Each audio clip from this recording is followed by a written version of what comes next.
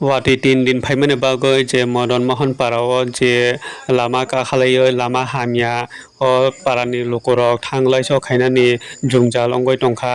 ते स्टुडेन्ट रकबो थांनानि जुंजाल थांलाय स खायमाया गारि गुरा रक थांलाय स खायमाया अ लामानो फाइबो नायफैगा सालामो रिनानि हिनै दाबो बनबो पाइ थांखा केबो सालामो रिनाय कोरै जुंजाल कुलाय टंखा जतन लामसोगो हंखाय अबंका मदन मोहन पारा दलाय डिस्ट्रिक्ट हंखाय साउथ दुमासारा नक जत फाइनाय फैमानो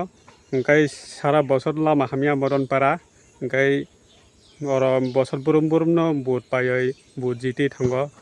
केबो लामा सालाम रनाय कोरै माहाय केनो वाटी फैगे हंखाय लामा हामिया सिराव चेराव खनाय सुगो थाना पुग थांमाया लामा हामियानो बागै बार कस्त नि टंखा केबो फाइनाय फैनाय कोरै क्या न लामा ते मा हमजाला हंखाय उसुकर अबदे अबते मा थांपा हंखाय अबते थांपायना न बमाहाय मातं अबते आसो लामा चेयातै कस्त कस्त केनो मा थांपायो हंखाय अपारन बुंखिता मदन पारा कायसाव लामानि बागै फाइनाय फैया बरो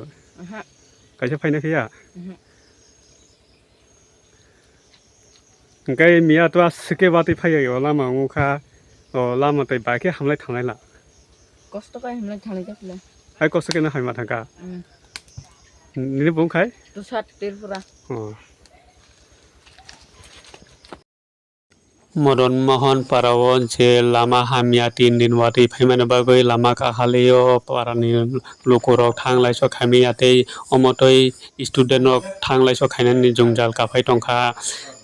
लामा सालामनानै हिनै फाइबो नाय थांबायका ओंखाय दाबुं बुट पाइ थांखा केबो लामा सालामनाय कोरै अमाहायके अ पारानि लकराव जुंजाल काफाय दङ गारि रक थांलाय स खायमाया